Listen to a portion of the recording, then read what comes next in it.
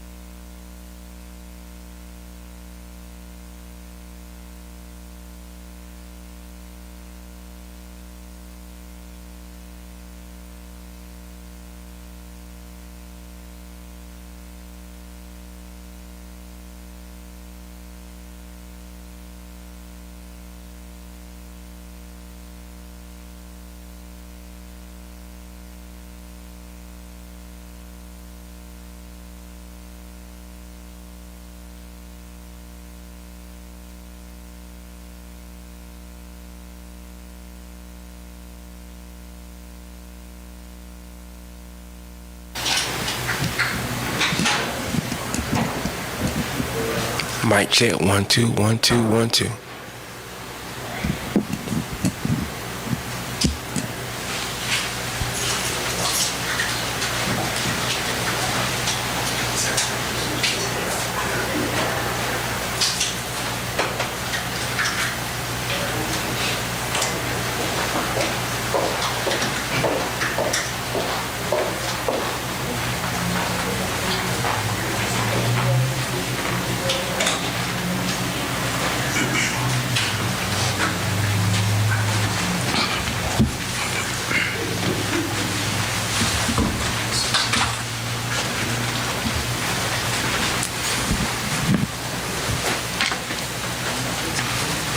See everybody.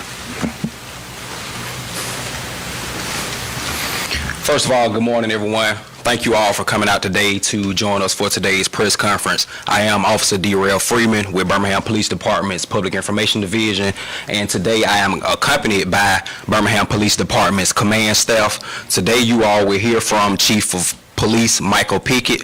Without going any further, Chief Michael Pickett, you all.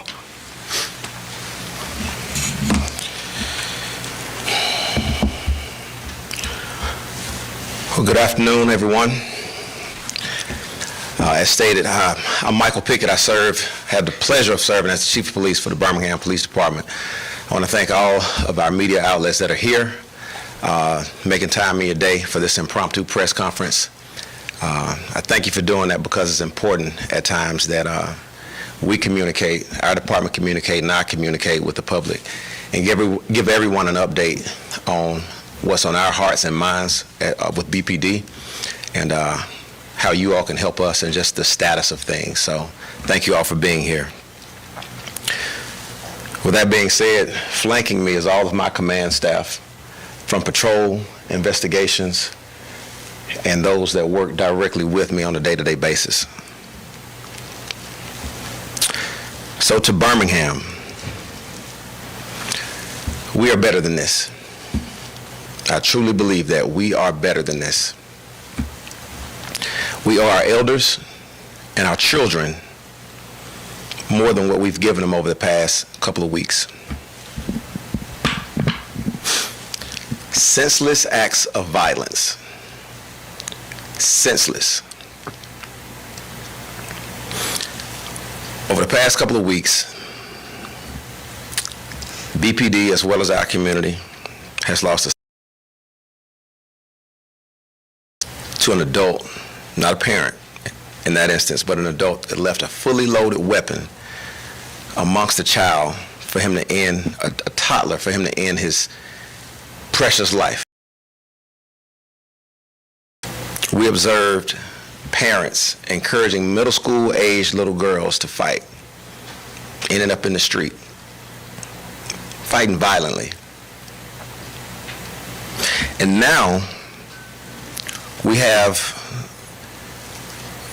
one of our most precious souls that God blessed with long life was killed by a stray bullet while sitting on her porch with her daughter. When is enough enough? BPD is going to continue to keep our foot on the gas as it relates to violent offenders and crime across Birmingham. At this point, it is time for our community to completely turn its back on senseless acts of violence. This isn't about snitching or snitch culture. We are past that. No one should harbor a person that has killed a grandmother, a great-grandmother. No one should harbor that person. No one should know who did that and be willing and not be willing to just call in an anonymous tip. No one should be okay with that person that has done this to go hang out this weekend, kick it or whatever, and go free. And they recklessly took one of the sweetest persons that lived in our community. No one should be okay with that. This person was a grandmother, a mother, a neighbor, a friend, a mentor, a godmother, and from what I hear, a babysitter of many over the years. We want this person that took her life in custody ASAP. If we find out that you are harboring this person, aiding this person, helping this person in any way, shape, or form, we will be arresting you immediately, and you will be prosecuted to the fullest extent of the law. Our investigators have not stopped working since this happened, as they do on most cases, but with this one, I know personally they have not gotten any rest since this occurred. Reason being, we're literally walking down every single lead as thoroughly and as expeditiously as we possibly can. If you know who did this, even if you heard who did this, give them up. Turn them over to us. They have no place to walk free in our community, with an additional opportunity to take another life. As a community and as a department, we saw the devastation of what can happen in our community if a killer is allowed to go unchecked. Prior to last night, our department and our homicide division had an 80% clearance rate. That means essentially 8 out of 10 folks that kill someone are quickly arrested and taken off our streets. I recently spoke about parental accountability. Well, now it's time for community accountability. BPD is asking our community to join us in making criminals, especially killers, uncomfortable in this city. We must together send a very strong message that this is not acceptable. You may ask, how can... First and foremost, in addition to our beloved 82-year-old grandmother and mother,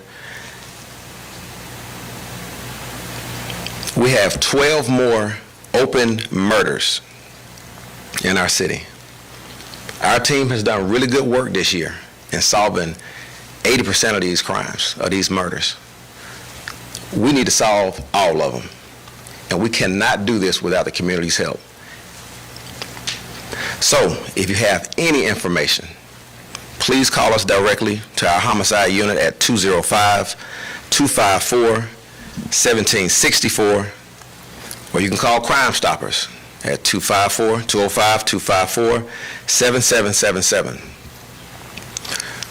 We encourage you, number two, that's the number one thing. Number two, we encourage you to make the small investment to get a surveillance system or cameras, Ring doorbell, something on your home, and then join Birmingham Connect.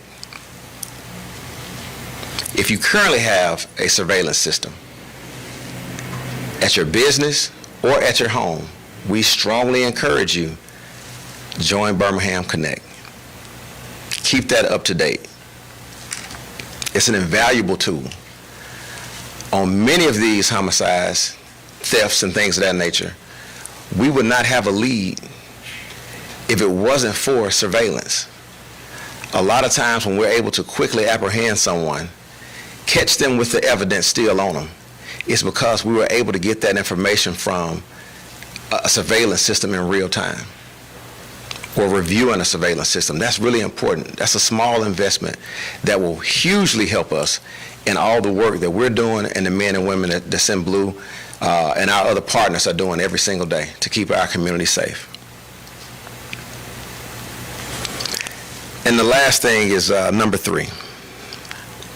I'm asking our community to get fed up like we are with violent crime. Get fed up. Start talking to your neighbors. Put your differences aside if you got petty differences with your neighbors. We have to bring back community. We have to protect ourselves from the few that want to terrorize our community. And if we work together, and you all work with us and we work with you all, we can really show criminals that there's no place for them in our city. We, as a community, BPD and our residents together can fix this. And I'll say that as a community, we have done better this year. We really have. As a department, we have done better this year. But after what took place last night, it's still not enough. We got to do more. Again, community accountability. It's time for our entire community to take action against violent crime. Not talk about it, not post about it online, but real action. Call us so we can get these murderers off the street. BPD wants to solve every single murder that has occurred this year. And as you've seen that we've already solved 22 from previous years this year, we want to solve every single murder this year. We know that for every person that was killed, it is somebody in our city that knows something. It is somebody in our city that knows who has done that. And if you don't want to tell whether you want to do it directly, if you bold and you got that courage, or if you want to do it discreetly because we understand the streets, or if you want to do it anonymously and use Crime Stoppers, however you want to do it, please do it. Because we are ready. We stand ready to go lock these folks up and get them off our street. And if you don't want to tell, if you're uncomfortable, tell somebody else and let them tell us. Keep your hands clean. Tell somebody else so they can tell us, so we can go and pick these folks up. Because we fed up. BPD is fed up with this. And we know our community members are fed up with this. And we, with you all, have the power to address it and to fix it. And we can do it right now. September was the deadliest month in 2024. So when I got these calls yesterday, I was extremely upset. We all had a mission up here to make September the safest month this year. We got operations planned. They will be coming. They will be coming even harder and faster at this point. We ask you to bear with us. We ask you to have your driver's license and your insurance, because we will be out rolling. We will be treating people with respect, but we're going to be checking for guns and everything else, or any illegal activity in our city. We want you to know that.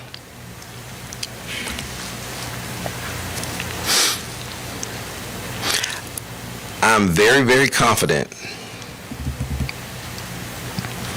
that our community is fed up with senseless violence and is ready to allow BPD to arrest these last few murderers that are on our streets. Outside of this 82-year-old saint being killed, we only have 12 more unsolved homicides for this year. Help us solve every last one of them. Let's work together and have a whole campaign going to where we pull together and we solve every homicide in Birmingham this year. That's what our community ought to be focusing on. We got one of the biggest games coming up. Everybody's ready for football season and the classic and to have a good time. We can't do that if we have violence going on in our city. So I ask you, let's come together. Let's have community accountability. We have our accountability. Our officers are doing everything they can. And I'm going to make sure that they do that. But we can't do it without your help. So we ask you, if you know something, please say something. If you don't want to say something to somebody else who's willing to say something. Because together, we can work faster and get further and make this community safer again. Thank you. I'll take any questions at this time. You mentioned some operations that are coming. Can you go into any details about what that might look like, or if there's any more? Yeah, so it'll be a strategy of what we've been doing. We identify where our problem areas are. So we're going to deploy resources. We'll be coordinating with other agencies, our federal partners. We'll be coordinating with Jefferson County and all units throughout our department to deploy resources wherever we see hot spots popping up. We'll be doing checkpoints, okay? We're going to be checking communities, different pockets everywhere to see what's going on, who's moving in these communities. I'm thankful for the mayor and the council for passing the the funding for us to get updated cameras throughout our city. So that deployment will be going out starting next week. So we're really thankful for that. We're going to have 200 additional cameras going up throughout our city, and that's going to be a tool. Again, I cannot express enough how helpful it is for folks to have cameras that are updated, for folks to have just cameras on their home, and us to be able to look at that, and for criminals to know that these cameras are up throughout the city and up throughout neighborhoods, because it makes them really uncomfortable. So we're going to be looking at areas where we can improve lighting to make sure they don't have a place to hide. And again, our cameras are up. But like you said, with the operations, we'll have different types of operations going on. We know where some of these hot spots are, and we're going to hit them one by one, and we're going to do checkpoints as well in these areas where we know it's a lot of crime going on and where we believe illegal guns are moving throughout the streets. Do you know any more? Would you be able to share more information about this shooting with the 22-year-old victim that happened last night?